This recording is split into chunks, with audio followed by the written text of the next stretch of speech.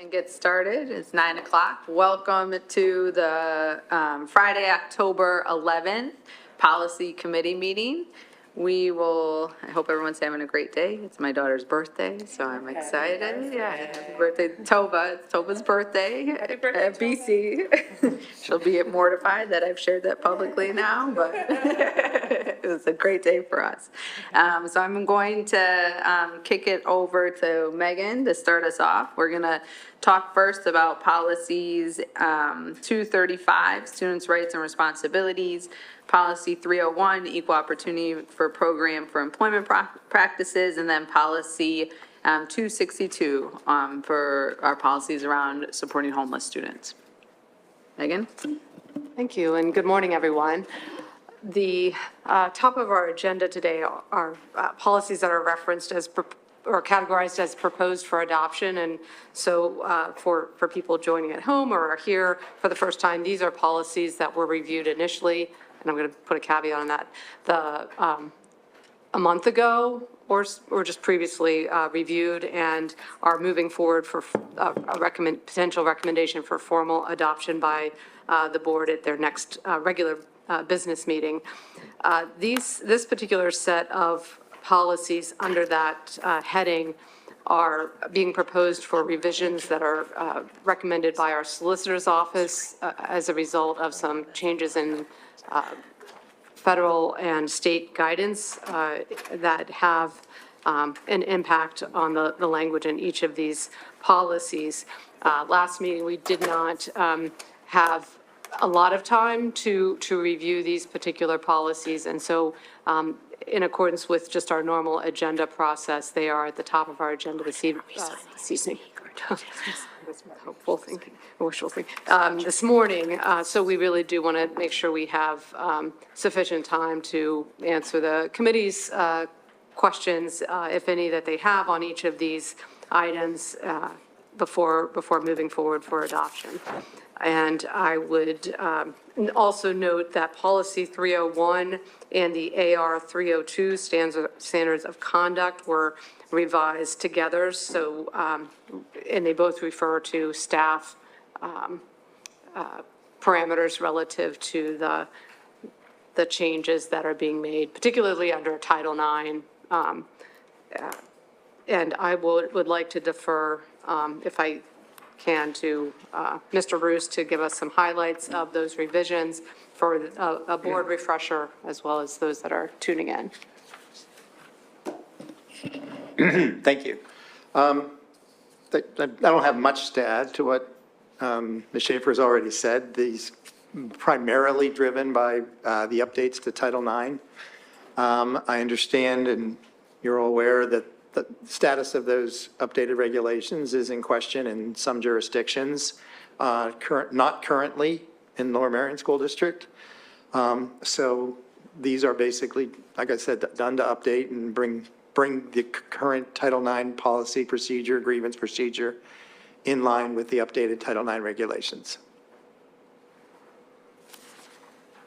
And that refers to the revisions that were made in policy AR 235, policy 301, and AR 302. The policy AR 262 is not impacted by Title IX, correct? That's correct. That's other state regulations. Do you want me to talk about that one now, or the questions on 235?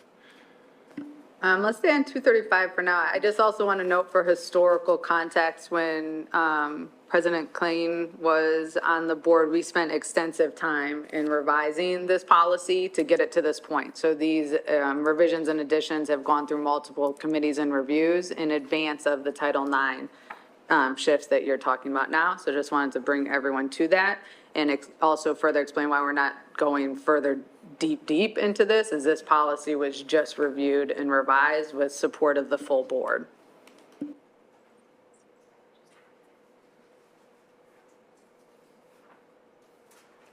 Any questions on 235 or other things to add, Megan or Ken? Can I just jump in for a moment and let you know that board members, Mr. Riedke and Ms. Garrison, are on the Zoom as well. Great. Thanks, Amy.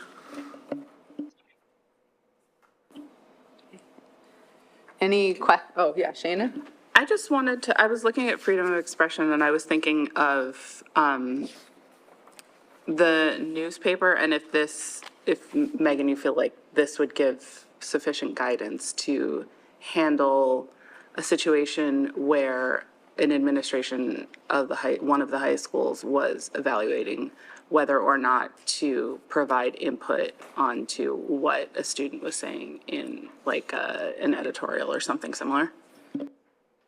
I'm going to also defer to Mr. Roos, but as when we discussed this previously, and I've used this in application, I mean, these are the legal parameters under which we're required to operate.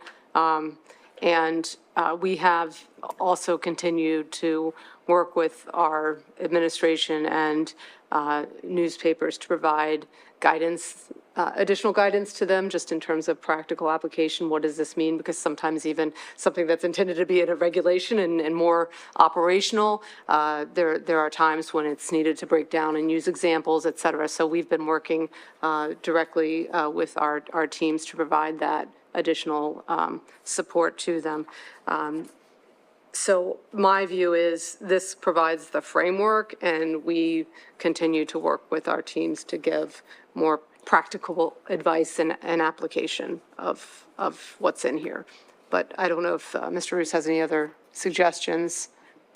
No, that sounds great to me. I wanted to talk about it in the public forum because I know it's something we've talked about. And frankly, I mean, even myself as a board member, I'm focused on the things that are the rules that the board is really offering guidance on. But it's nice to remember that there are things that the administration and the school administrations do and have those conversations that don't necessarily reach this kind of level and wouldn't necessarily be privy to that kind of public discussion. So it's good to remember that. So thanks for that.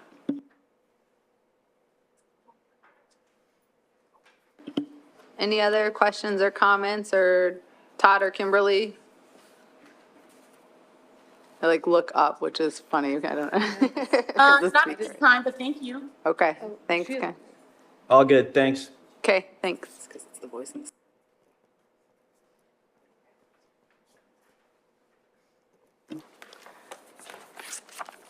Nice. Next, do you want to highlight anything different about 301? No, that is simply a update, exactly the same thing, updating 301 to include, to include regulations pertaining to pregnancy status. Exactly what? Nothing more than that. Page 3 is 40, page 301 begins on page 49.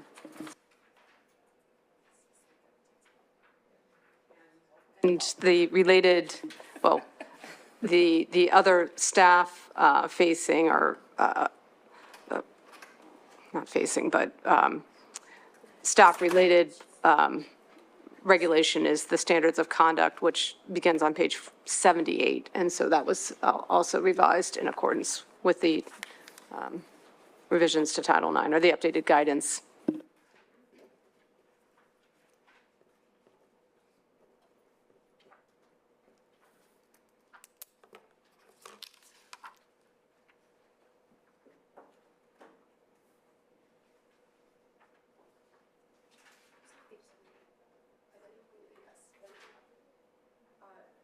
There are a few, so on page 79, for example, like that definitions, and it begins there, I should say that.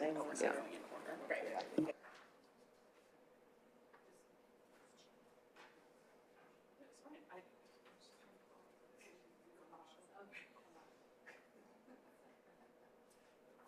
I have a really tiny little suggestion. On page 82, under section 3, reporting discriminatory harassment, in the second sentence, you get rid of Title IX sexual harassment, but title is still there. So, Great. just, yeah, I saw it last night. Intended to be Title IX, and we actually deleted the 9. Do you see where that is? No, it's supposed to be Title IX sex discrimination. So Okay. sexual sex discrimination, that was the So we just need to undo. You need to put the 9 I back. need to put the 9 back. Yes. Yeah. Thank you. Good catch.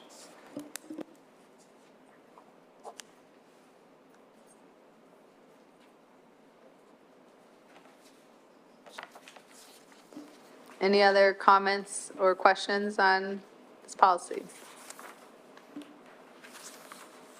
Kim and Todd, I'll just expect you'll jump in if you have something, okay?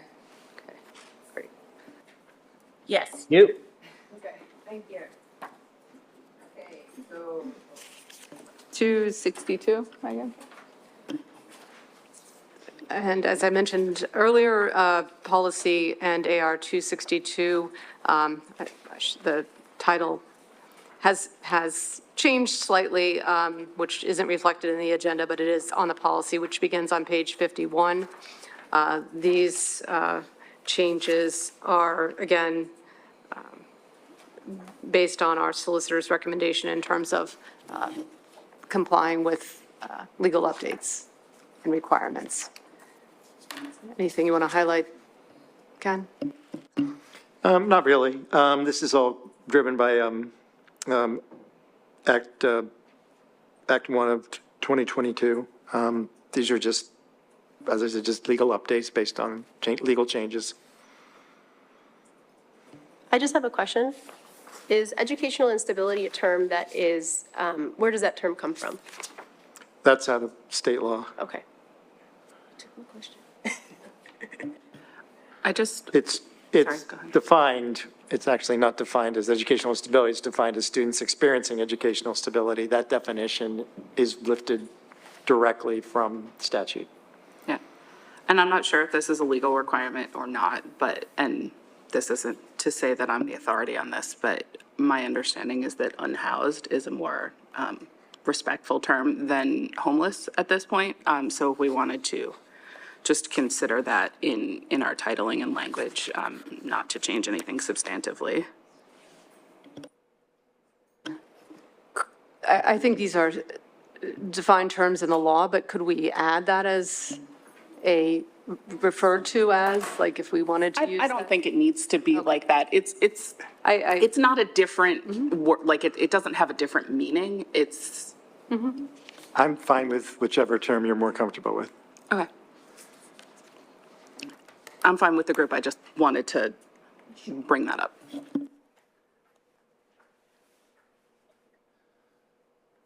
So what's your preference? Can we get a little more research on it? Not that I don't. No, that's fine.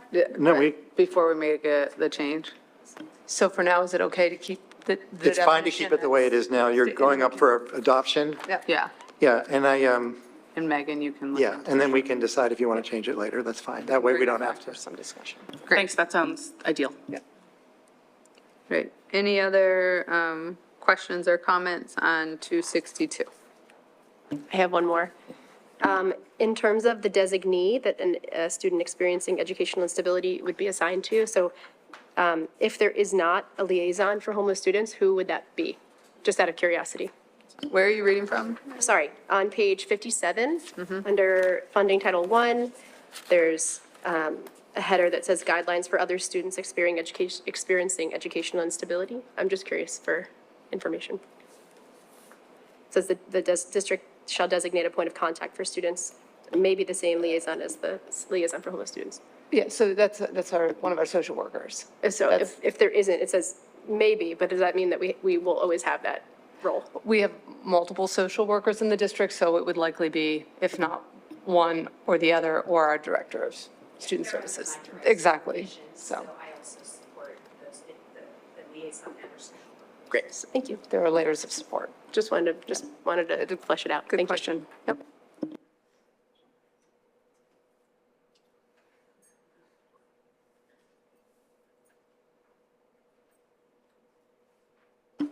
Okay, any other questions? No. Okay, so my understanding is we'll move 235 and 301 to the full board for adoption and hold on 262. What, for first reading? That's the way. Oh, okay, is that what we're doing? I don't need to do any more research. You can, if you want to change the word, you can, but you don't have to. No, I know, but I need more research. Oh, I that's can't fine. make a recommendation Sure. without knowing more. Okay. for 262. I guess my question would Other be, do we people need, might, but. do we need to move it? Do we need to adopt this right now? I mean, we're otherwise going to obviously comply with the law, but do we need to move this forward for adoption? I know that because of the compliance piece, we wanted to move it for adoption, and then we can bring it back. That's what, I'm sorry, when we were talking about it, I was thinking we would bring it back for discussion and provide additional information. And in the meantime, we would, I would feel absolutely comfortable with that. Okay. is that okay? Are other folks okay with that? Okay, so we'll move all 3 of these policies forward for adoption. Yes. Did I motion that, or I forget? Yeah, no? Okay, great. I can't vote, so it doesn't matter.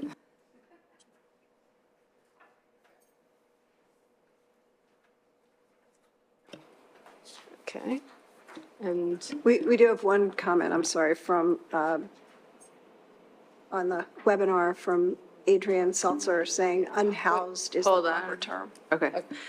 Thank you, Adrian. I'm sorry, I forgot to preference something at the beginning. We are, in our committee meetings, going to adopt the same public comment procedures that we have at our general meeting, so we'll save our comments to the end, and then we'll respond accordingly. So that's why there's a sign-in provided up here as well. Thank you, sorry. Okay. Okay.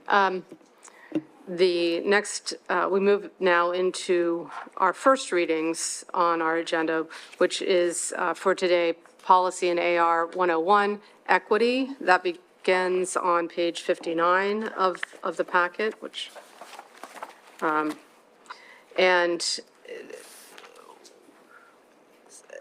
so this was last revised, or more recently revised, to change some of the language within the policy to create a more of an invitation to engage in the work, and I think try to address some of some thoughts or concerns, or just as we evolve in thinking about equity work, how do we do this better? How do we invite more people to work, see themselves in the work, see how it connects to public education? As a longtime administrator in public education, I think about equity every day. It's what we do. It's how we live. It's how we educate all of our students, because I think of, equity, maybe little e, and then the equity that sometimes becomes the big E, and and maybe the big Q and the big, is that it's about getting students what they need. I can use a lot of different examples of how that plays out every day. In fact, I don't think you can do public education without equity. And so I think, in this moment, we've had opportunities to talk a little bit more about it since we first developed it. And actually, when I think back to working on that original policy development, it was at a time where there weren't a lot of examples of equity policies out there. And so as a district, collectively, with stakeholders in different places, we put together, a first draft, version 1.0 of equity, which in a lot of ways codified the work we were already doing or wanted to do, because it reflected our values and our beliefs about how we work with students, how we work with families, and how we work to identify and address disparities in our system, and do that with intention. So there was a lot of conversation and thought and practice that went into the original development of this. And for me personally, knowing that not everyone was in the room that first time, it's important that I, personally take the time to make sure that intent and effort is put in that framework of, here's what the intent was, and help to provide that context should it be in question. So I'm comfortable with the changes that were proposed in light of that context and what my role was in the development of the equity policy, and I think it still reflects that intent. As we move forward, I hope we continue to, learn from each other and make this, whatever, equity 2.0 looks like is as strong as the first one and certainly embeds the values of the community. The conversation and where we are now is around the glossary of terms that was in the original version of the policy. And what's being proposed today is to move those terms to the administrative regulation. There was discussion about which terms should be defined and where that belongs and what should those definitions be. And there's a lot of complexity in this work, and I'm not going to suggest that I have all the answers, or actually, quite frankly, any of the answers, but I'm going to give my recommendations about how we move forward, and we can all consider that and share our opinions as well. So what happened since the board took action was I, together with our solicitor's office, moved the glossary of terms into the administrative regulation. That was a first step, and noted in the equity policy that those terms were being moved. So if you needed to find the terms, they were going to be in the administrative regulation. In addition, in the policy, we bolded the terms that you would be able to go to the administrative regulation and find. So in case you needed guidance as you're reading the policy, that the terms that are bolded could be found in the administrative regulation. So that was a first step. The second step that's reflected in the administrative regulation that begins on page 66 is that as I went back and looked at the terms that we defined, and when we initially defined them, we really tried to source those, right? So it wasn't just any of us making up, like, this is how we should define this term. We tried to identify sources that we could point to and say, this is actually defined somewhere, and we didn't just make it up. So as I went back in the process of moving those terms over, some of those sources are no longer publicly available, or I couldn't find them. Someone else can Google, maybe they can find them, but I couldn't find them publicly available, and that caused me a little concern. At the same time, one of the intervening events between the development of this policy and today is that the Pennsylvania Department of Education has developed a glossary of terms that they call equity, inclusion, and belonging terms. There's publicly available documents that you can reference that define the terms in accordance with that the Department of Education under which we operate has defined those terms. So in this process, my recommendation is that we consider the terms that are defined by our state authority with regard to the terms that there is a definition for. So not every single term that we had previously defined can be found in that guidance, but many of them can. There are some exceptions, and I noted in the AR where there is an exception that there are citations that are linked to another source.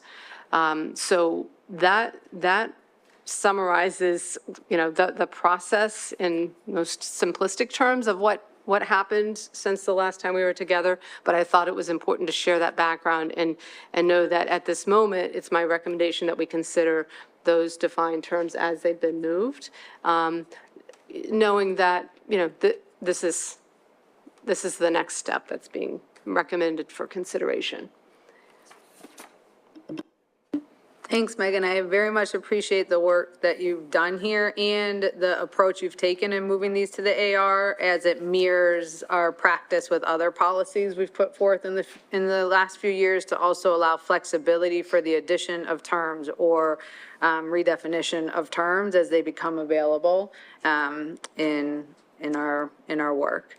I want to open it up to our colleagues for any other questions or comments that you want to bring forth.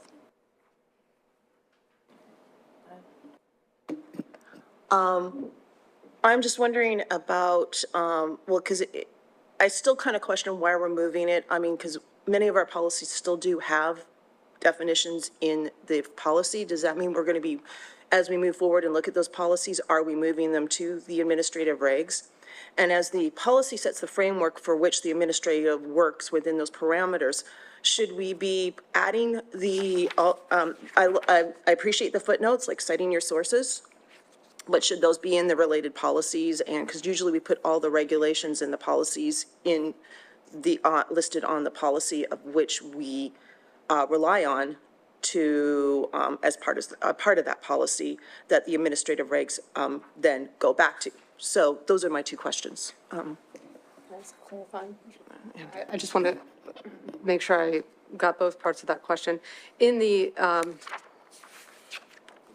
where you're referring to, let's talk about page 7, and where do we have other ones? Page 65 of the packet, the related policies. Typically, and I'm just wondering if I understood the question correctly. Typically, we don't add the policy that's, the AR that's specifically attached to the policy in that related policy one. So we typically don't list or AR 101 here. Is that what you were, I'm sorry. No, I wasn't. I didn't think you were, that's why I wanted to clarify. We're looking at, usually if PDA laws apply, we list them here. We're in the administrative regs now citing sources to other regulations that are now not listed in the policy. And I believe if we're going to list stuff in the AR, they should be listed in the related regulations in the policy. Can you speak more, Melanie, to why you believe that? If it's cited in the actual policy, it seems a little bit duplicative if it's in the policy, and to do that also. We always, whenever we have any policy that relies on an outside regulation, we always put it in the list. We don't always in every policy.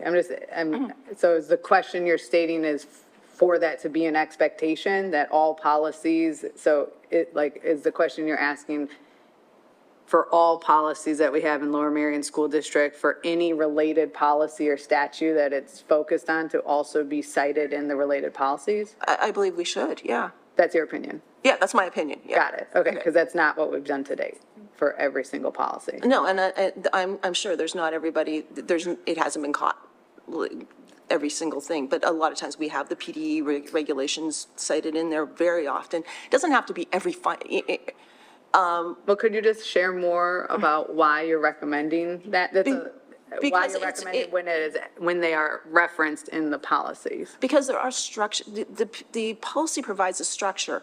We are now taking structure out of the policy and putting it into the administrative regs. How do you see we're taking structure, or they're taking structure out? Because the definitions provide the structure. So in your perspective, the definitions provide the structure? Yes. Okay, I don't see it that way, so Yeah. that's why I'm seeking to understand Yeah. your preference. Yeah. Yeah, so that's that is the way I see the policies. And I know we still have policies that I think 300 or something, I can't remember now, all the policies that I've looked at that had it in. But I mean, if this is the way we're going to structurally moving forward, then okay. But we do have some inconsistencies now in our policies. Yeah, I guess I would push on, if we are going to set an actual structure for how we want every policy to follow, then I would first put it to the superintendent to come up with a proposal. Yeah. And I hesitate to say it is this way and now we're doing it that way, because there is inconsistency. However, all of our policies are in alignment with the law, and when the statutes are referenced, they are in the related policy. Right. So preference to whether it needs to be also cited in the policy when that document is not also cited in our policies on our website. Okay, but PDE is not, we're relying on a PDA form. Remind me what it's called, the PDE. So I describe it as a guidance document, and it's linked in there. It's linked in the AR, but not we're cited here. So I also just to add I wouldn't describe it, I'm not the solicitor, but I would not describe the guidance document as the law.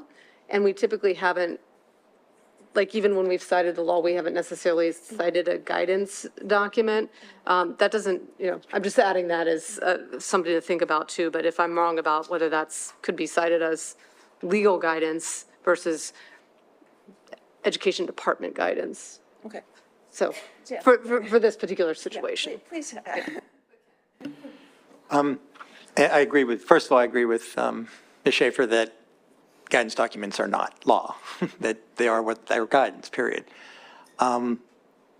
This one, as a general rule, it is better to have definitions in an administrative regulation than it is in a policy for a couple of reasons. Number one, if the definitions are guided by law for whatever reason, laws change. So you don't want to have to go and amend a policy going through the less nimble review policy just because you're just going to update a definition to comply with the law. So generally speaking, in this policy in particular, these definitions have and continue to evolve, many of them. So that also allows you the ability to update definitions in a more nimble way than you otherwise would. The concern sometimes, maybe people don't see it as a concern, but the outcome of having to update a policy to make a small update on something is you now have opened up the entire policy. And sometimes, and we had an example of that today. We had the issue where we were making, basically straightforward updates to a policy, which created the opportunity then for somebody to say, well, what about this section over here? Which we weren't trying, wasn't the focus of the update. Not a criticism, but it's an outcome. So I think you run the risk, if you don't put these definitions all in the regulation, you run the risk that any time you want to update a policy definition, you're going to reopen the entire policy. And that may be a good outcome, it may not be a bad outcome, but at least it's an outcome that I want you to be aware of. Does that make sense? Okay. I appreciate your perspective, yeah. I just have a couple clarifying questions, just like overview questions, not even really specifically about this. But so, by and large, we review policies on a 3-year basis, correct? That's aspirationally, yes. Aspirationally? Okay, so, because obviously if something comes up, then we address a policy if needed, but in general, everything gets eyes every 3 years, hopefully. 3 to 5? Like, what's the? It is, yes, that's the aspiration, is 3 years. Okay. Doesn't always work out that way. Hopefully not as many as how many, like, I'm just, because as to your point, when, things change, and even if something hasn't come up around a policy, in practice, and something has changed, I guess my, in asking this question is, while I understand we want to stay focused on the task at hand, if, I think we shouldn't try not to have conversation and discussion around policies when they come up for even small changes, because if the small changes can sometimes lead to larger questions. So I guess I'm just. That's why I called it an outcome as opposed to a concern. Right, but I think that's a good. But you need to be aware, well, boards have different. Chance for that to be a good outcome. But different boards have different priorities. I was just flagging the outcome. Sure, okay. Ken, so can then you another- review can you review the rules about the number of board members it takes to review a policy at any time? So even beyond the work that is required, in a 3-year, there's a procedure that if any board member wants to, you can move it forward if you have enough votes to bring it to the table. Right, no, I understand. Well, by all means, can explain that. Well, I wasn't sure if you did understand because you Yeah. asked the question, so. No, well, my question, I understand that piece, but it was more of like just if something is not brought forward by the board member or by some other reason, like what is the general schedule of review? Just making sure that these things are being reviewed, that's all, so. I'd love to hear, though, what the actual procedure is for a board member wanting to bring that to a public agenda for review. Well, the agendas for board meetings are set by the superintendent and the president. The agendas for committee meetings are set by superintendent and the committee chairs. So if a non-committee chair board member wants to have something on an agenda, a request is made to the superintendent and the committee chair. And if that request is granted, it's on the agenda. If for whatever reason it's denied and it's a committee member who's making the request, they can bring it up at the committee meeting and then see if there's any motive, any interest in having a further discussion. If it's a board member who's not a committee member and there's, they can't convince a committee member to bring it up for discussion, then it could theoretically be brought up at a board meeting under other business or otherwise. That's basically the procedure. Right, so any individual board member has the ability during that other business section, it would probably come up when we ask for a consent agenda and somebody would say, I object to the consent agenda because I would like to bring this new business. And they could say, what's your new business? And you say, this is the thing I'd like to talk about. And the board could decide collectively to talk about it or not. Well, that's one way. There's an opportunity at every board meeting for every board member to bring up new business. Okay. More question around, so moving definitions to the AR, if I understand what you were saying, it allows it to be a little bit more nimble for change to take place. How does change take place? For an administrative regulation comes forward, the change is made, it gets put on the agenda under the administrative regulations section. This committee has the chance to review what the suggested changes is, comment, give input to the superintendent. That's fine, not fine, we want to change it, whatever. And that direction is almost virtually always followed. That's why you don't have to worry that the definitions are going to get changed and you're not going to know it or you're not going to have input. There will always be the opportunity for the administrative regulation. But then it doesn't go to a board vote. It doesn't have to go for 2 readings. It doesn't have to come back to multiple meetings, all of that. It's a lot more nimble, actually. Okay, so just regarding policy 101 and everything that's gone on with it in recent weeks, I just wanted to say that, I know that I was one of the people that spoke up because I was concerned about removing the glossary, and I think the way that it's been handled and moving it to the AR is a really elegant solution. I think it lets us get really to the heart of the matter. It shows clearly what definitions we've defined. We've cited our sources. We've included even more definitions. I don't have the original, but I don't think the definition of anti-Semitism was in the policy before, and it is now able to be there in our AR, and it allows for some more flexibility, and it's fleshed out in a way that I thought was both really concise and very informative. And I wanted to acknowledge you and your team, Megan, for taking what was kind of a contentious cluster of a situation and making it into an outcome that I'm really pleased with personally. So thank you and your team for all your hard work on that.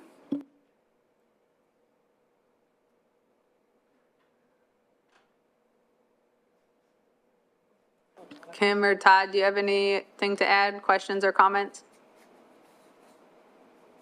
Not at this time, thank you. Todd? Yeah, no, I'm comfortable with the policy as written, and I'm glad that the glossary issue was cleaned up, so Okay, I'm great. comfortable with it. Thank you. Okay, thank you. Can you remind me the procedure to move it forward? You can just look for it, you can just say, does the committee have any objection to moving this forward? Okay, does the committee have any objections to moving this forward? One more question, sorry. I'm not fully, I just want to understand, so there's no longer going to be a glossary in the policy. Is that correct? Correct. So not even for the terms that are reflected in the policy?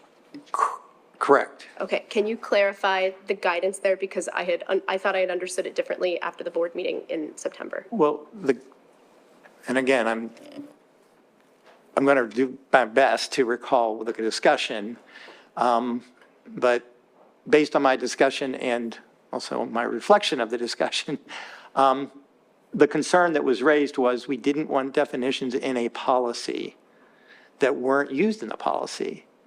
And I completely concur with that. I think I said, otherwise, you are making policy by definition, and you're doing so in a very unclear, ambiguous way.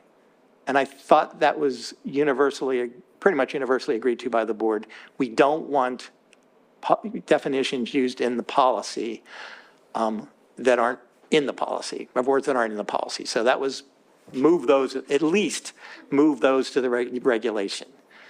I don't remember there being a definitive outcome to a conversation about, but by all means, leave the ones that are defined in the policy. So we taking it, upon further review, Ms. Schaefer and I, agreed that let's get all of the definitions in the same place. It also addresses the concern about the evolution of these definitions, which they do. So we thought that this approach was at least consistent with the direction that we were given by the board. And just because I'm looking at this on paper and not a computer, where it says on page 59 in the actual equity policy, the second paragraph, there's a line that says, all bolded words are defined in the accompanying regulation, and it's underlined. Is that because it was changed, or is that because it's a link to the AR? That's because that was a change. That is intended to say to people, don't look in this policy for definitions, look in the administrative regulation. But at the same time, we also get the benefit of the words that had been defined in the policy before. They retain the definitions. They're still married to a definition somewhere. And when we're on the website or on board docs, do the policies link to their accompanying AR and vice versa? They're adjacent. They go right after. They go right after each other? Okay, that's great. I mean, I don't think it's bad if we wanted to hyperlink one to, because we're specifically calling out the regulation, just when we put it on the website, that could be. I was going to suggest something similar and just parenthetically after accompanying regulation, just what that is, like. Oh, AR or yeah, whatever, that could just so work that you too. can also reference it by paper, because it is, not everybody knows how to find that. Yeah, that sounds great.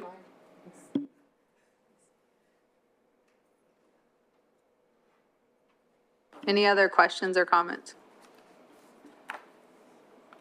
Okay, so I would like to put forth a vote to the committee to move this forward. Based upon recommendations of council, I agree. Okay. Abby, you yes or no? Yes, okay. So we will move this forward to the full board for adoption, First reading. for first reading, my bad. Thank you, Ken. Okay, what's up next, Megan? The probably final thing we'll cover today is the AR 201, admission of beginners, also because I didn't print any more to include in this packet.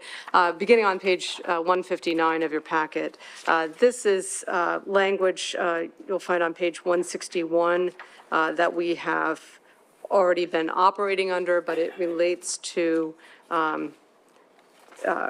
kindergarten decision-making relative to age of entrance and enrollment. Yes, sorry, enrollment. So there's language, again, that we have already operationalized, so this just memorializes that process in our administrative regulation. So the language should be familiar to members of the committee and those who've looked on our website. Language already exists there. Thank you for putting this language in and clarifying it, because I know from speaking to many families, it's been really unclear. So this will be helpful for people who are in that boat. Yeah, thank you. Can I ask a related but not part of this? Oh, you ask a question. Do we have a similar question? I wonder. I'm questioning on attachment A and looking at do we actually still rely on scale IQs? Because, I mean, that had been such a controversial thing now as far as it being biased and against certain groups. And are we considering ever moving to something different? Because this is an AR, let me get back to you on, I do think this has been updated, or there are pending proposals to update this. Again, it wasn't our intent to come in and. Yeah, and no, I'm kind of going. But it's a great question, and I can definitely get that. Oh, let's see. Ms. Frazier.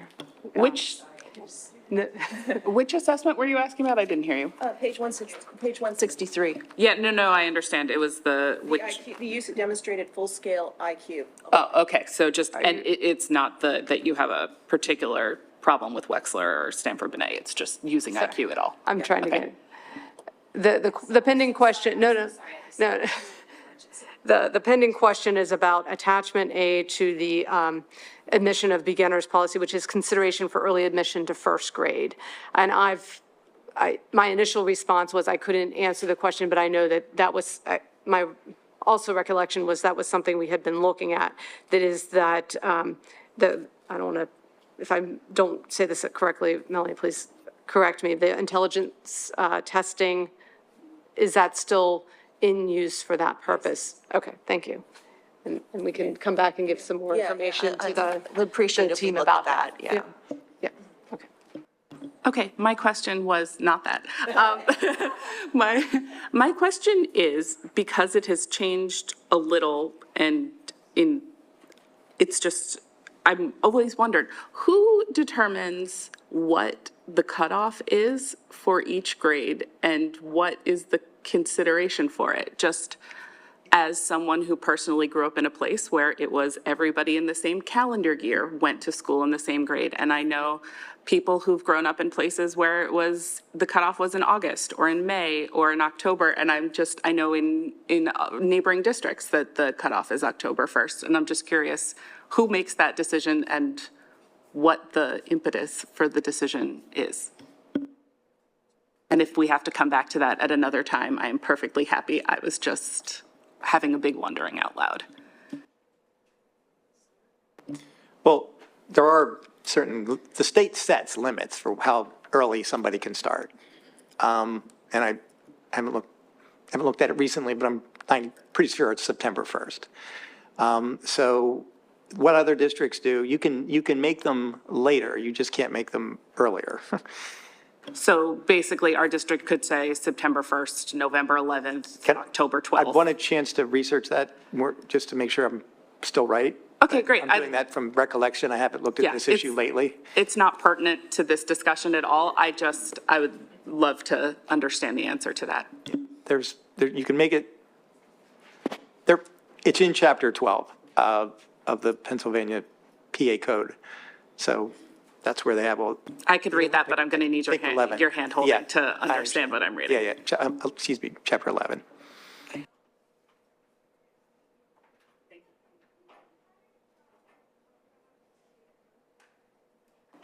Okay, any other questions, comments? Okay, did you want to do 302 or? Do you want to do? Okay, great. That was Oh, part of that's that 301. Okay. Okay, so we will now open it up for public comment. Latoya is going to help us today and call each person. We're going to follow the guidance of our general meeting for 3 minutes per person. And we will respond at the end if there's any follow-up or information. If you still need to sign up, feel free to just check in with Latoya.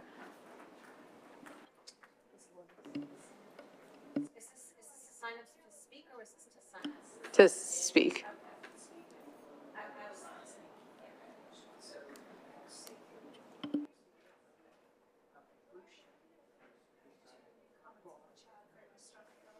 Yep, we're going to start with the comments in the chat from Ms. Buckman, while we just confirm who would like to speak in the general audience. Thanks, Amy. The first comment is from Michelle Vessel of Gladwin. Can you please update us on the status of the DEI director and what her role is in carrying out the equity policy? Do we have data to show how the policy has improved our educational gaps? The next comment is Michelle McGill, from Ballak-Himwood.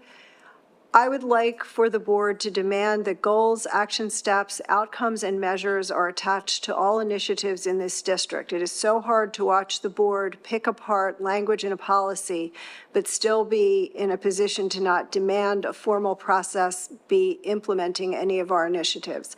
How are we going to close the achievement gap if we do not have a formal process of collecting data to see if our efforts are actually working? What are our efforts? If we do not design and implement a more formal process, goal planning, we will be having the same conversation concerning the achievement gaps 20 years from now. Black and brown children are being harmed by low expectations, teacher bias, and abuse of special education practices. The time is now to create change and stop the constant conversations, meetings, and discussions concerning achievement gap. I am demanding a formal process be designed, implemented, and data from this process be shared with the community 4 to 6 times a year. One other comment from Ms. Vessel from Gladwin.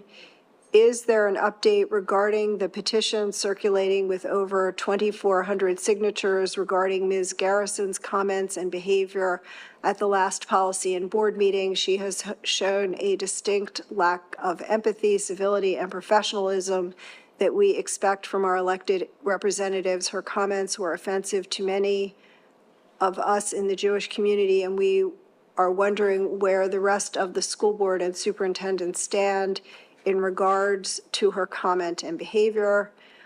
Finally, from Kim Lippitz in Narberth, why has change been made in meeting for public comment before voting to move forward? When was this change made? Seems to go against the point of committee meetings.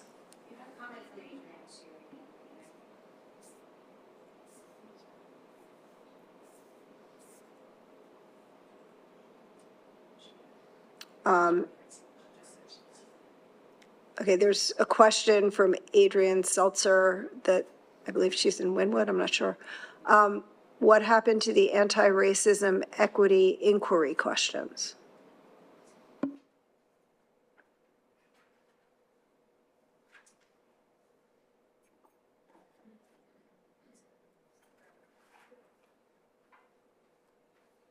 I'm sorry, they're coming one more from Ms. Seltzer in Wynwood. How can you vote on any policy without public comment?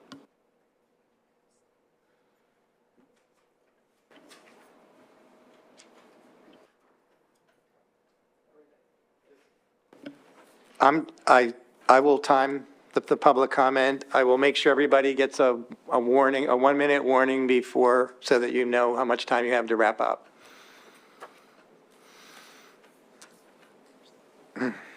Hi, everyone. Thank you for being here. Lisa Prosnitz, Penn Valley. I can't believe that I'm standing here with a 3-minute limit and with you guys voting before even hearing public comment.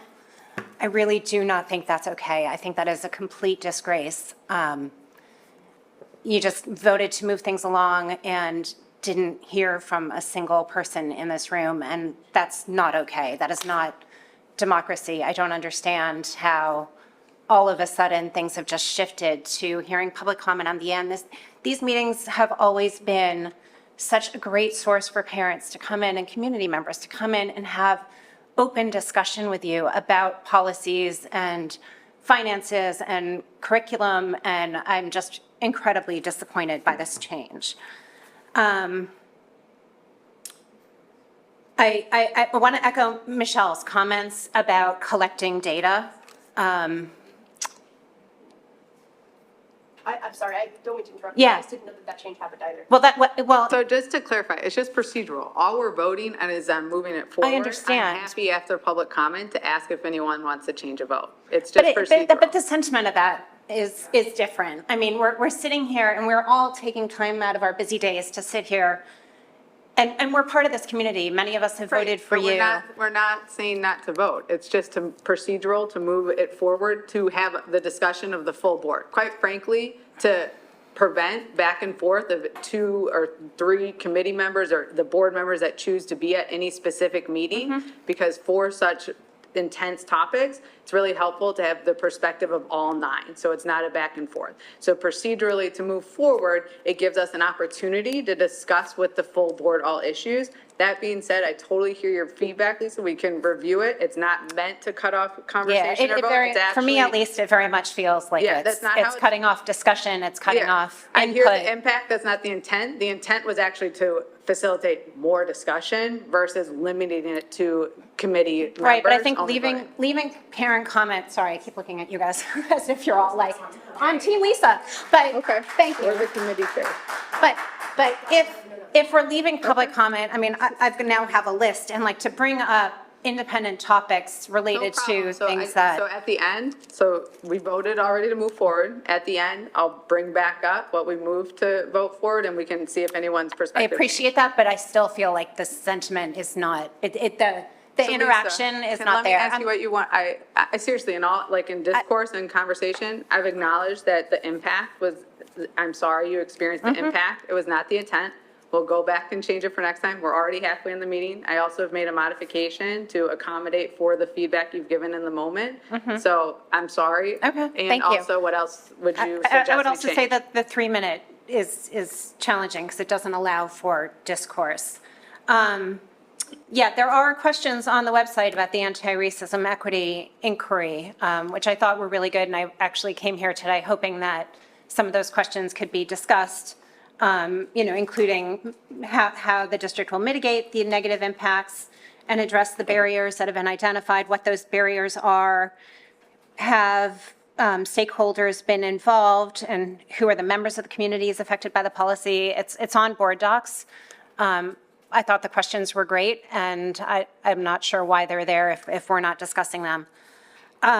Regarding the school date of September 1st that you guys were talking about, and I understand that there are tests that parents should submit if their kids are going to be pushed ahead. I'm kind of curious also about kids that are being held back, if that is evaluated at all. I know my kids have gone through school. I have one who's a July birthday who was in school with kids that were almost like 18 months older than her, which in some cases is fine when that's necessary, but some cases if a parent is just willy-nilly choosing to hold their kid back, I know it's not always an easy decision, but just wondering if there was any oversight to that. And I may have said this already, but just Michelle McGill's comments about, or Michelle Davis's comments about collecting data, I think is just absolutely imperative for us to understand exactly what's working, what's not, and, how we really want to move forward. She just said it way better than I could, but thank you.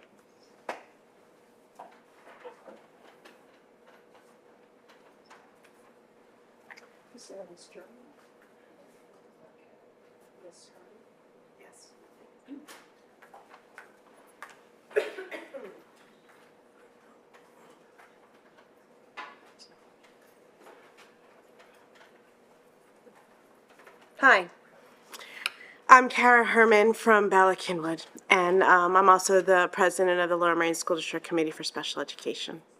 Thank you for listening to me. I'll be very brief. First, I wanted to thank everyone for working collectively together to move the policy forward for equity, and a reminder to the community that this policy also represents our students with disabilities.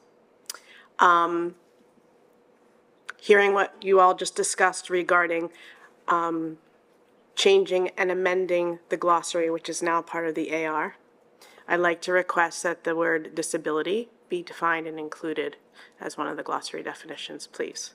Noting to the community that many of our students have invisible disabilities, and that we live in a society and a culture that unfortunately oftentimes overlooks that. And I want to make sure it's defined with clarity for everyone to understand on the same level. Thank you.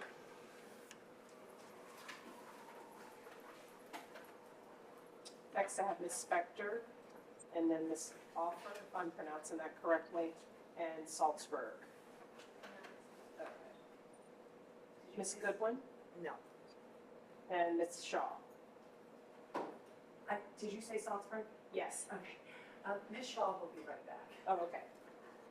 I'll take some time. I'll go slow. Doesn't count for 3 minutes. Hi, I'm Holly from Wynwood. I don't know if I have to say that, but I learned that from last time. There we go. See, we can learn. I'm sorry, Ken, we can, let's hold on, we won't do the 3 minutes based on the feedback from the community. Thank you. See? Discussion.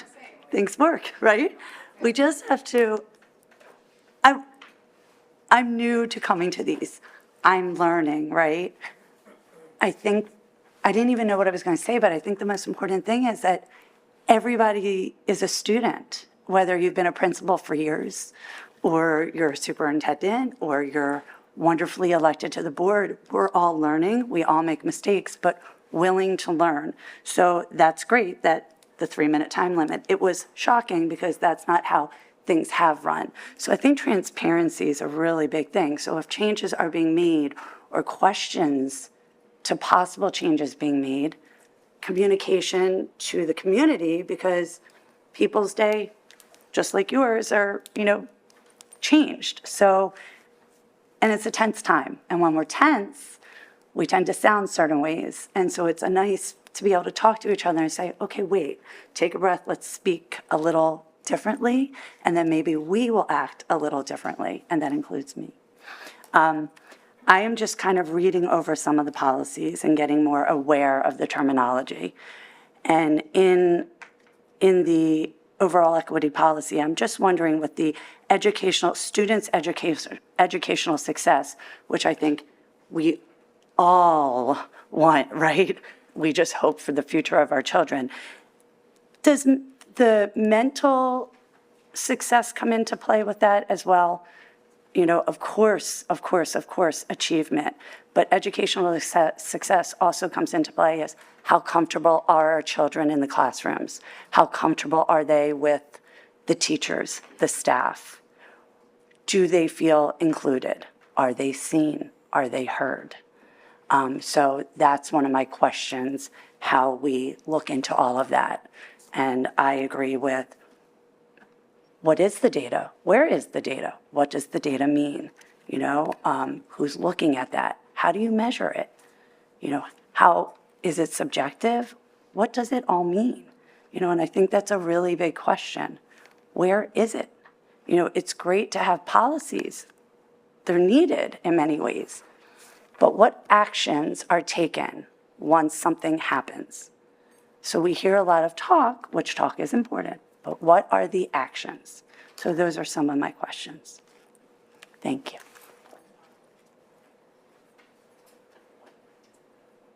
Ms. Shaw.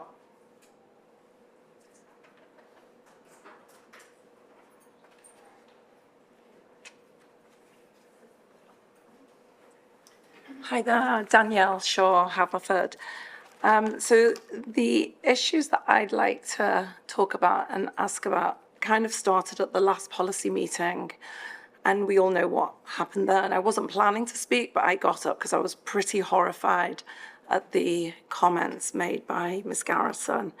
I'm really upset the way that over the last few weeks, since the comments additionally made at the school board meeting has turned this into a Black versus Jews struggle.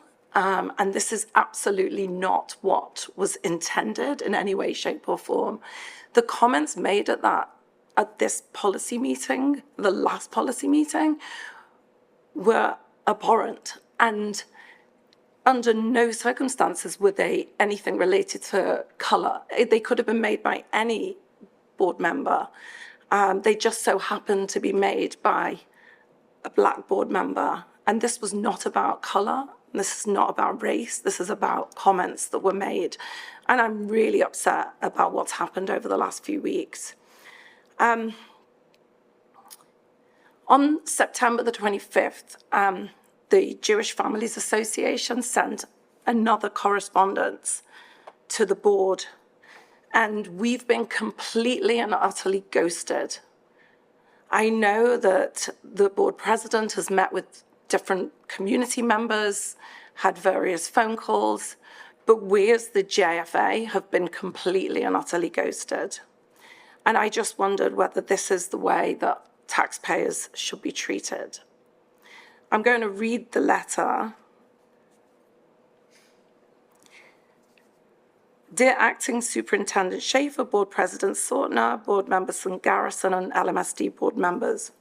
As we navigate one of the most challenging times for our Jewish community, we desperately need the support of our secular institutions, non-Jewish friends, and our elected officials.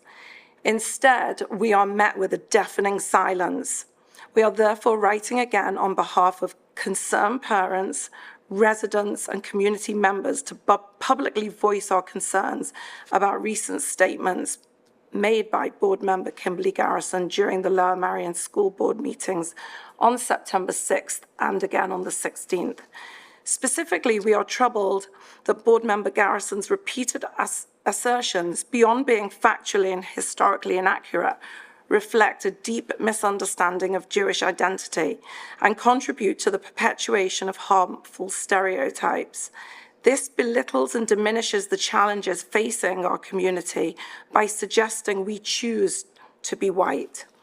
Equally disturbing since is the absence of any apology or expression of regret from board member Garrison.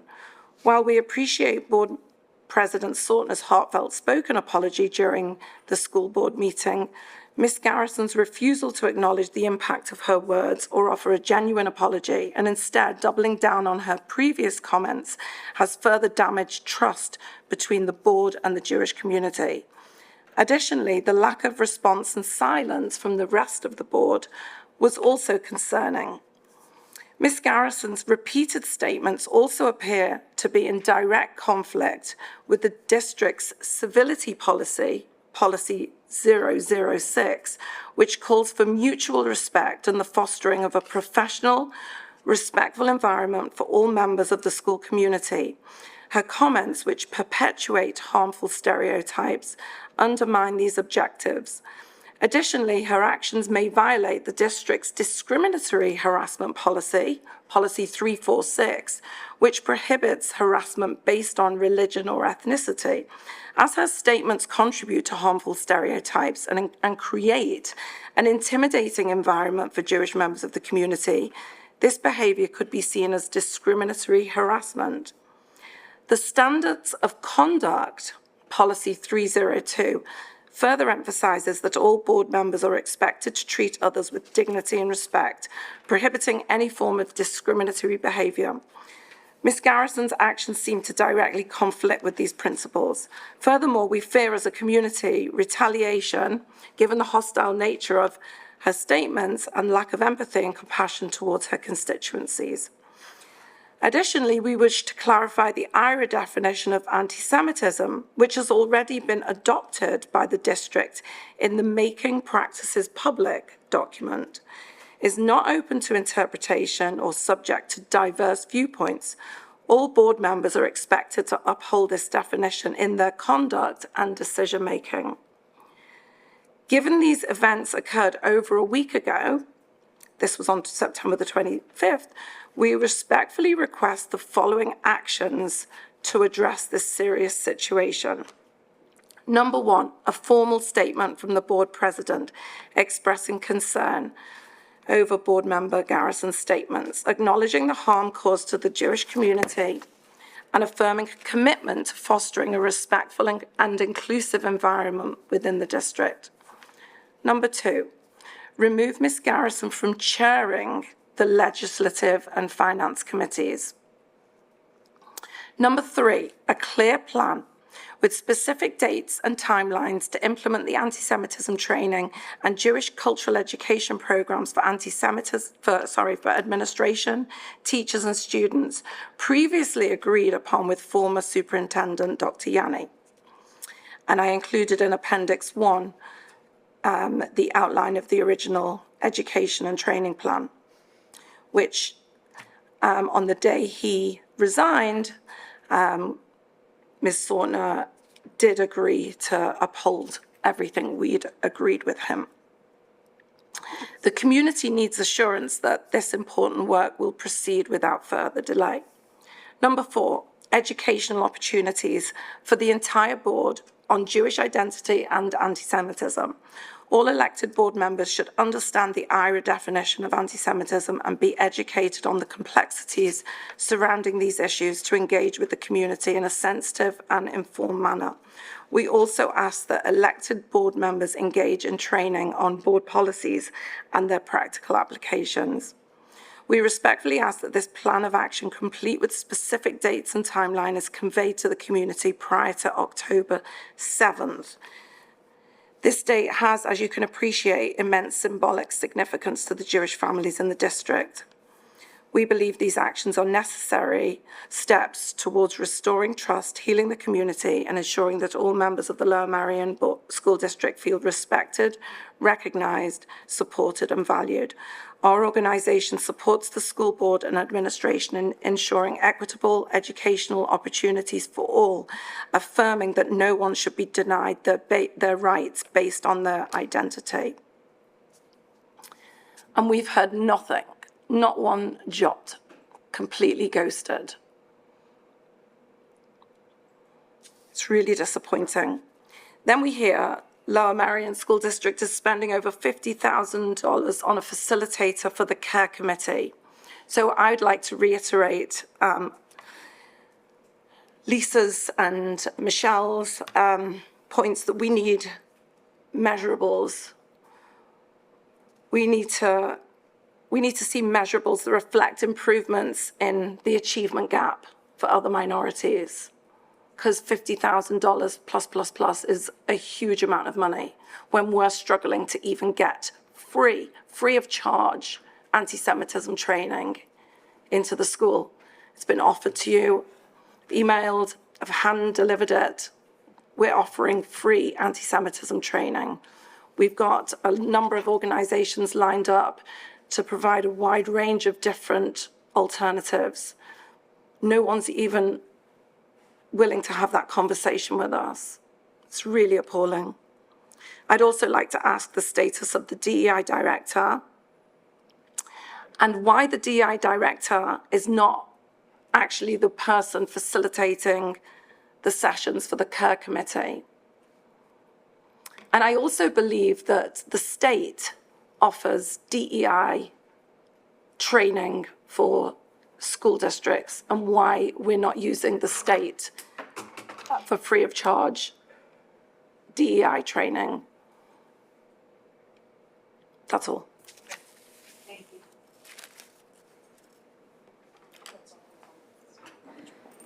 Okay, so that concludes the general audience recognition and discussion. There's a few more online comments, so I'll ask Ms. Buckman to read those. Some of these, Ms., okay, whoop. Going back, sorry, just scroll back for a second here. Ms. Lippitz, right? I read hers already, okay. Ms. Seltzer from Linwood said, how can you vote on any policy without public comment? Ms. McGill from Bala said she would like a response to her comment. This is the purpose of policy meetings. Ms. Lippitz says, totally agree, it's not okay. Ms. Seltzer said, it would have been nice to know that you were starting public comment. I now know I should be there in person. Ms. Lippitz said, so is committee not answering questions now either? Is this even legal to change without notice? Hold on. So Amy, let me jump in. So we were just having folks share comment and then have discussion. We've always had discussion and comments and done it and facilitated that. So are the remainder of the questions about that? One yes, one no. Okay. So I think you just answered this, Ms. Shurek. Ms. Vessel was saying, will we not be getting answers to our questions today? Usually committee meetings, they do answer, so you answer that. Brooke Reynolds from Bala-Cynwyd, can we reinstate the time limit out of respect for all attendees' ability to participate? And then one additional question, Ms. Altschuler, Jill Altschuler from Marion Station. I would like to ask Ms. Schaefer why she has not responded to any of the emails I have sent starting September 16th, and that is it.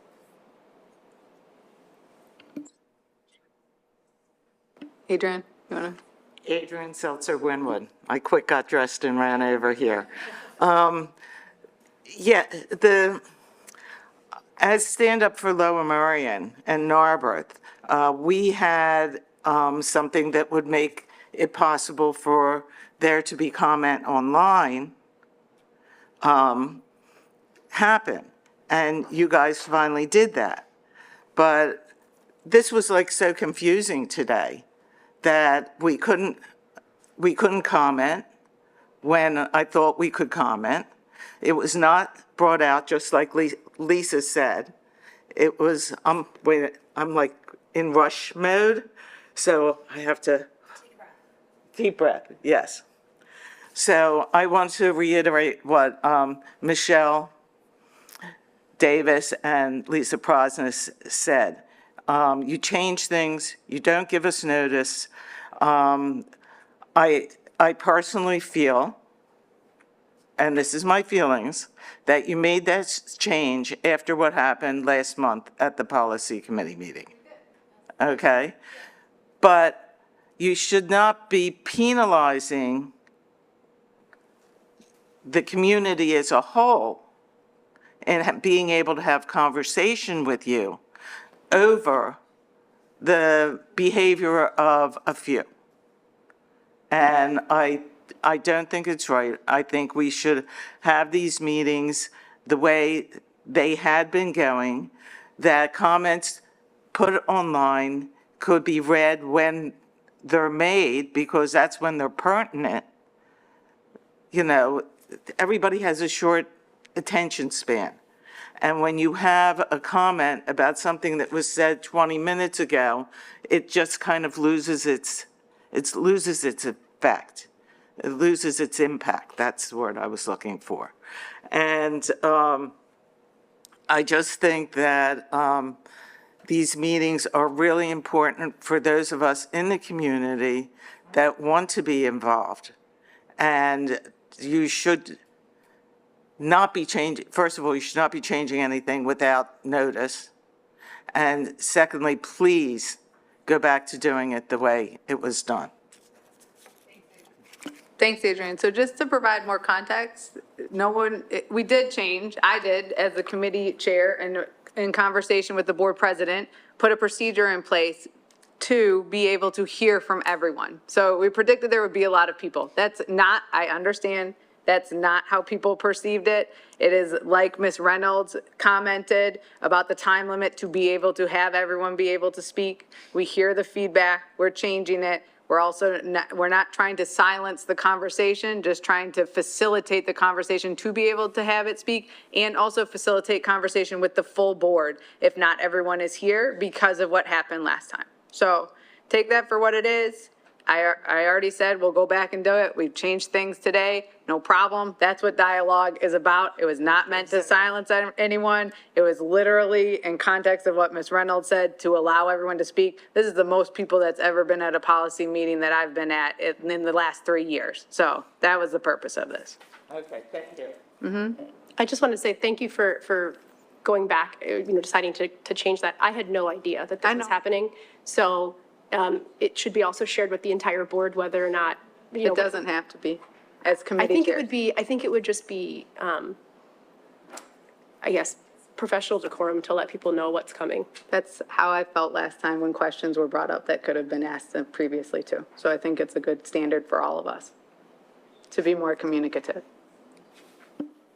I asked questions in public during public meeting. I thought that's what we were supposed to be doing.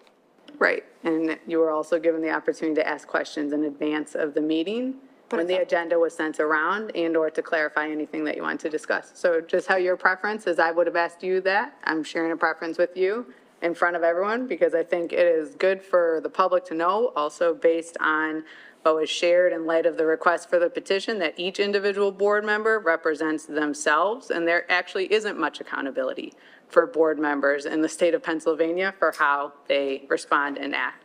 So some of the requests that are being made for the removal of Ms. Garrison, that's not something that our board has the purview to do. I'm just naming that outright in public because those requests are going to keep coming.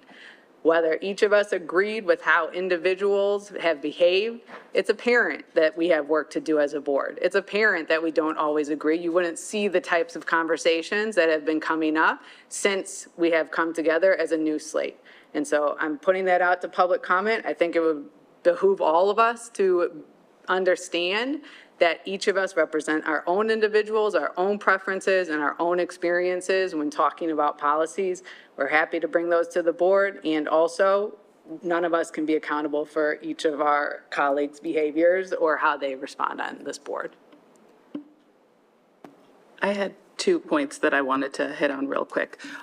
Just sort of in general, we've had a lot of talk today about the way meetings are organized, and I just wanted to talk about publicly the fact that since I've been on the board, we've had several different meeting structures, and there's conversation that goes on to maximize everybody's time, everybody's investment, hearing from the maximum amount of people, having the most amount of discussion. And we're trying new things, and sometimes we make mistakes, and we're human beings, and I really appreciate people's grace as we work through things. We're trying new things. This semester, you've noticed, this is at a slightly different time, so that we're not all trying to drive into this parking lot while 2,000 high school students and their accompanying buses are trying to make it into the parking lot. So I just wanted to make it clear that nobody is attempting to be penalized. We're not trying to be less transparent. In fact, the opposite. I can't tell you how many conversations I have had with other board members about ways to optimize transparency. And we don't always get it right. We're human beings. We're doing the best we can. And I appreciate your feedback as we work through new policies and procedures to get these done. And that'll totally happen going forward. But we are working to make our body more effective for us as a group, for you as the public, for our students, and for our employees who are making salaried money to sit here in this meeting as opposed to doing the rest of their workload that they could be doing. The other thing I wanted to mention is there was a lot of conversation about measuring the impact of policy. And I know we've had that discussion as a board before. I think we should have a board conversation with the administration about sort of a framework of how we wanted to do that. So if there was guidance, so it was less a question about things, but with a real mind towards avoiding over-testing. I know that we want all this information, but we also don't want our elementary school students telling us that they couldn't go to gym today because they had to have yet another test. If I had to listen to my fourth grader complain about how many tests she had at the end of last year, and I know a lot of that was state and it's not on us, you can feel free to call your state representatives or call up Dr. Mumin and tell him you want less state testing. But it's a balance, and I think at whatever point we could have a discussion about that, however the board feels or the administration feels that's appropriate to work in within the board committee structure, I think that'd be really beneficial. Megan, do you want to, thanks, Shana. Would you like to move forward in answering some of the other questions that were brought up today? Yes, there's a lot to respond to. And at the same time, I'm going to try to categorize my responses in themes. Because what I view my job as, on behalf of the district, its administration and staff, is to hear all the voices and think about how we do everything for everyone, right? And knowing that's an impossible ask. So how do we maximize our resources and orient them in the way that the community is asking, and also what we know is best for students as educators? And sometimes they don't always feel like they align, but I think our work is to show you how they align. And when I think about goal setting, for example, sometimes we have what I would perceive as what feels like competing interests. The community wants something, and it may not, and it means that we don't have time to do something else. That's a reality, and that's okay. And we figure out how we do that, because at the heart of it is what we think and what the community thinks is best for students, and that's what we aim to do. I use start time as an example, right? That was a change that we operationalized that was in service of student well-being. But as we do that, operationalizing that is a use of resources, time and staff and money. And so we just have to, I'd like to call that out or call attention to that. And so I think what the district and administration can do a better job of is say, like, here's all the things that are on our plate and what it looks like. and so that we can tell you how we, are best able to utilize the resources that we have. Goal setting, measuring what matters, and budgeting are all value-based decision-making situations. And because the board is ultimately guiding us through policy and authorizing budget, that's where we take our input, and there are elected officials representing all of you. So collectively, we all need to hear the voices in the room and the voices that aren't in the room, and try to make sure that we're balancing all of that. So I say that, I guess I set the stage because goal setting is a difficult endeavor sometimes. When we are led by our equity policy and addressing the needs of all students, there can be clarity there, but then we can also debate what are we going to measure? Is it, we want to change how those gaps, score gaps, what they look like, on a single standardized test. If we want to orient our resources and say our goal is to see 10% reduction of that over the next 3 years and every year. And then we're going to say, these are the programs that were designed or the steps that we are taking to address that, and we make that direct correlation. Although I'd argue we have to be cautious because there are so many variables that impact any one given data point that it is difficult to say program A moved the needle. I love the example of full-day kindergarten. That is, I think there's a strong statement to be said. That's a practice in equity. Even though we had extended day kindergarten, at this point, we can offer it to all of our students. Does that new program move the needle? We're not going to know that at the end of this year, right? That is more of a long-term question, and something, because we've invested resources and time in developing, we should be monitoring. And so with the teams that we have, the questions that we ask each other are, what are those metrics that are going to say that full-day kindergarten that we made an investment in has moved the needle in what ways? Do we care about whether it's reduced gaps? Do we care about whether it's improved mental health for students? What do we care about? And how does that program advance that goal? So I am more than happy, and in this moment, I think this is a time for us to provide some clarity about what the administration, what the district feels, given everything that we've heard and the policies that are in place. What do we put in front of you as actionable goals and measurable goals, knowing there are all those conditions about the factors that play into outcomes. But I think that's what the board and the community should expect of the district and the administration to provide that, and then we can have discussion about what those look like. And I'd ask, though, that understanding that, we are hired as administrators and educational experts, that we bring that base of knowledge to the room, so that the goals that we set and the ways in which we intend to achieve them are based in educational practice and experience.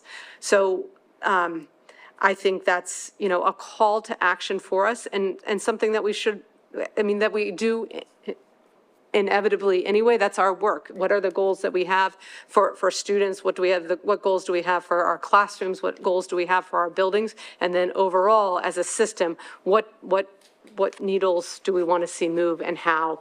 And therefore, what resources are we going to allocate and ask the board to pay for?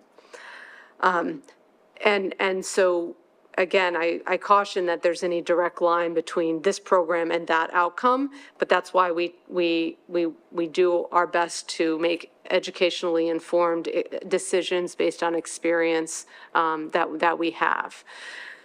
So I think with the board's leadership, and we can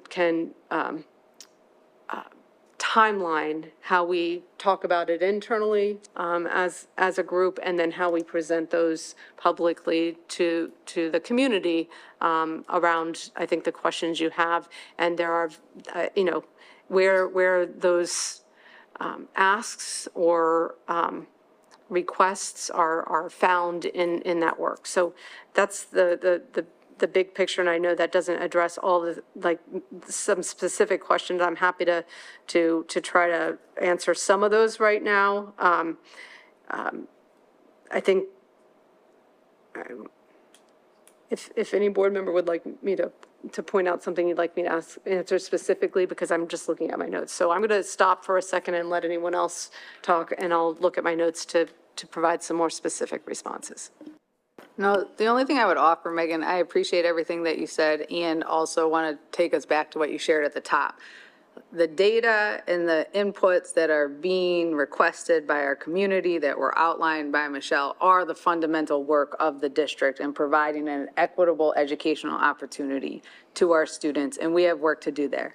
I say this with all due respect, so please don't take it any other way.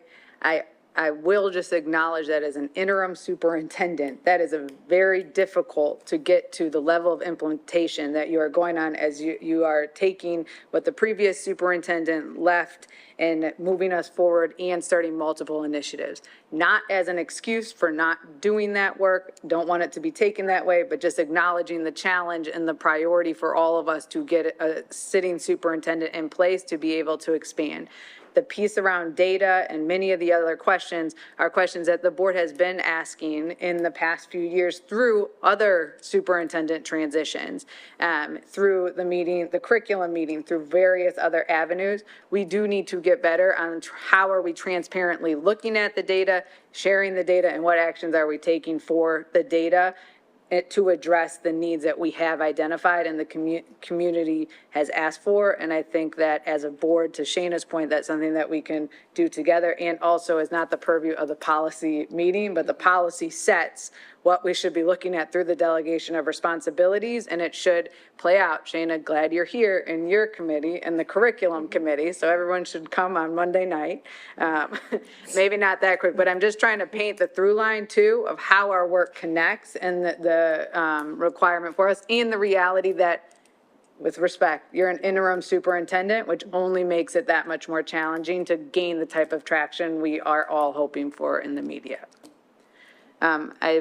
If other board members have comments or questions at this time. I just had one thing that I remember from one of the comments that somebody said that they wanted teachers to have specific DEI goals, and it is my understanding that staff members do have that as part of their goal planning for the year. Yeah, we have, yes, we within, and so I think we've transitioned largely in conversations internally because we've been doing equity work for a long, like I said at the outset, like equity is like who we are largely. So when we talk about, is this a DEI thing, like a lot of what I think people would, maybe perceptions around that are already embedded in how we evaluate staff and how they engage with students. So the Danielson framework, and thank you for saying, is it already has DEI sort of built into it. And I really hesitate to use DEI as like this term that covers a specific thing. So let's talk about what that means in terms of an evaluation. I'm, probably not going to do this justice, but I want to give the example of, do students, or do teachers know their students?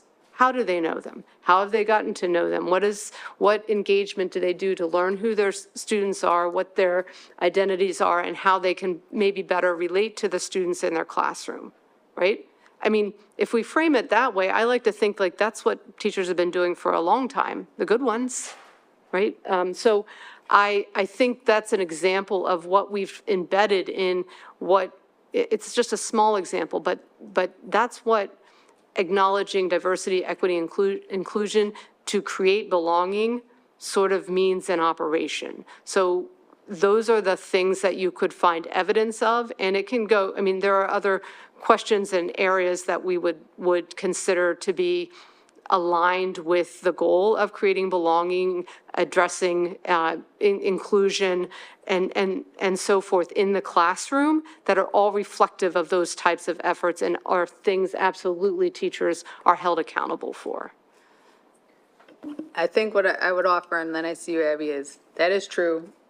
And also, we have many parents and community members and students who have expressed and continue to express that even with that, that is not the experience they are having. And so until we can address some of those concerns, then in saying that we are speaking to the majority, but not the experience that we aspire for all of our students who come through the system to have.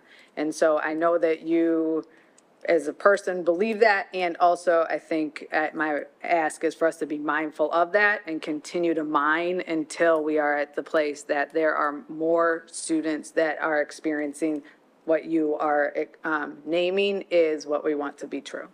I don't disagree with that. And my intent in responding to that was operationally, what does it look like to evaluate a teacher on something like those concepts, whether in actuality they are succeeding at that, that is a different question. And again, that's an accountability measure that we're responsible for upholding. So. I have one question that I've heard other people bring up, so I wanted to, you had asked if there's something to focus on. I have a question and a comment. The question is regarding Ms. James Coles, if there can be an update because she has not been present, and in light of all of the DEI needs that have been present in the district for the past 2 months, if there's an update on how she is and where she is, or.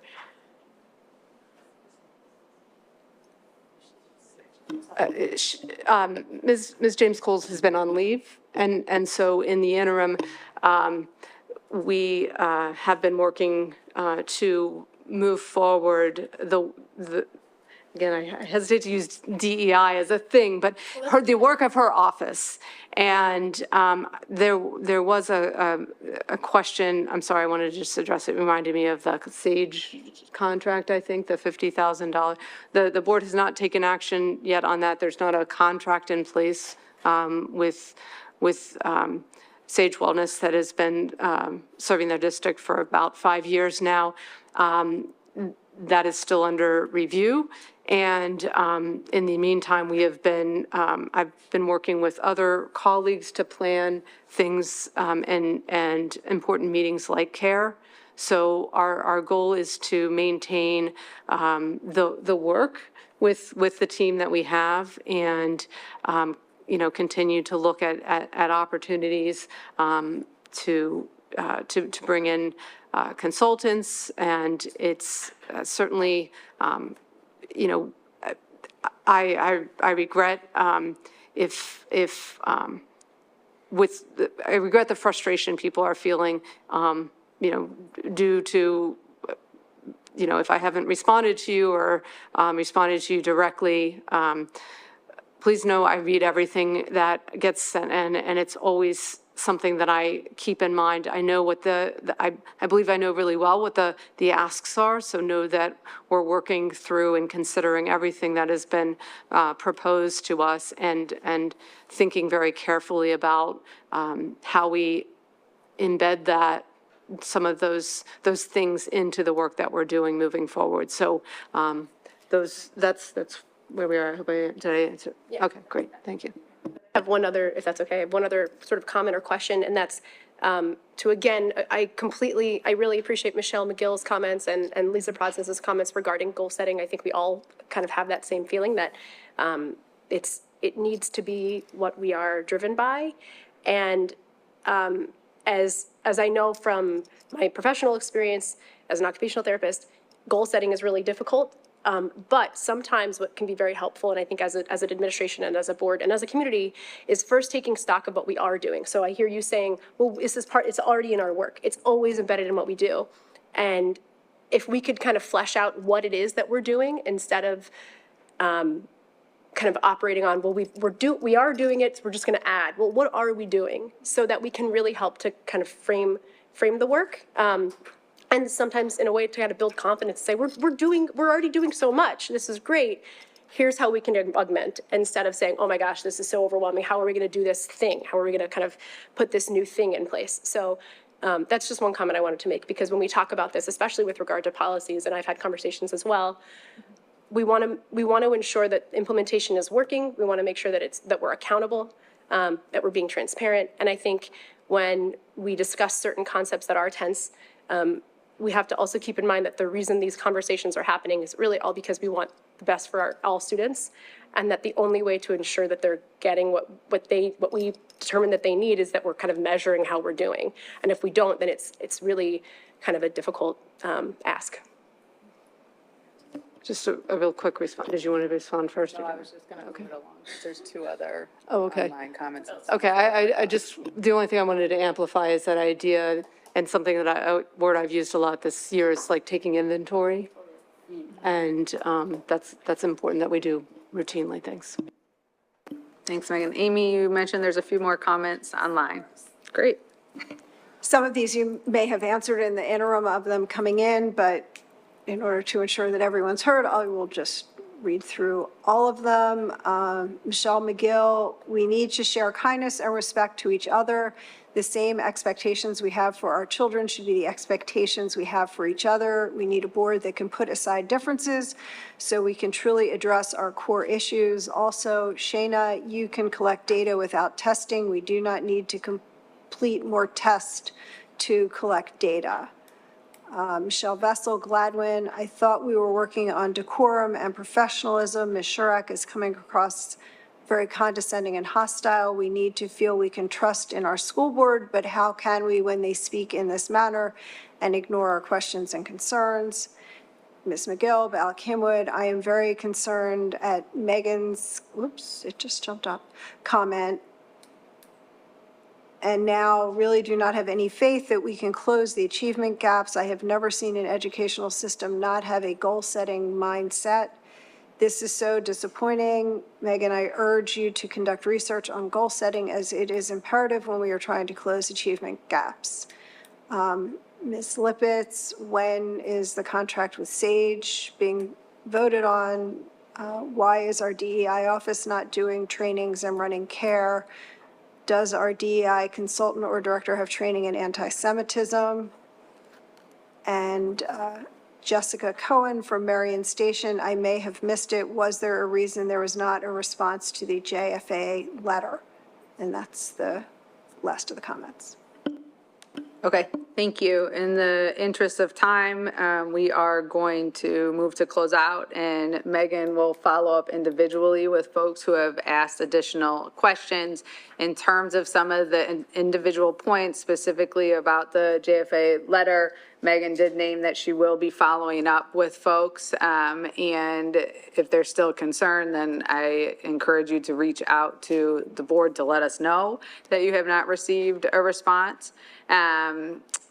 And I did at the front, when Lisa brought up the change, say that I would offer a chance to our committee members to change any of their votes, so I want to revisit that. Does anyone want to change their votes on any of the policies that we voted to move forward for adoption to the full board? I just wanted to add something, that remark about disability, because it is something that is very broad. It goes beyond physical to social, emotional, and cognitive disabilities. I don't know that we really need to add it as a definition, but I'm wondering, why should we have special ed referenced as one of our related policies, since it's giving kids what they need from a disability perspective? Yeah. Great add. Yeah. You're saying add to that? Yeah, yes. Is it, or where is it? Oh, sorry. I missed it. Thank you. Okay, then I'm happy. For the record, you do have a definition in policy 114. It can be cross-referenced over into 101. Great. Yeah, great. Got it.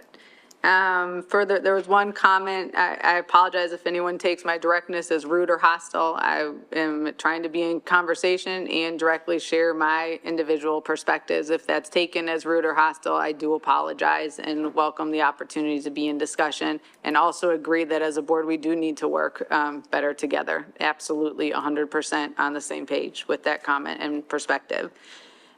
For future discussion at our next policy meeting, we have many policies that we will be discussing. Yes. You want me to read them all off? I don't think you need to. Okay. Listed. The policies are listed that are read in the agenda, and that our next meeting will be November 1st, and same time and same place. Thank you so much. This meeting is concluded.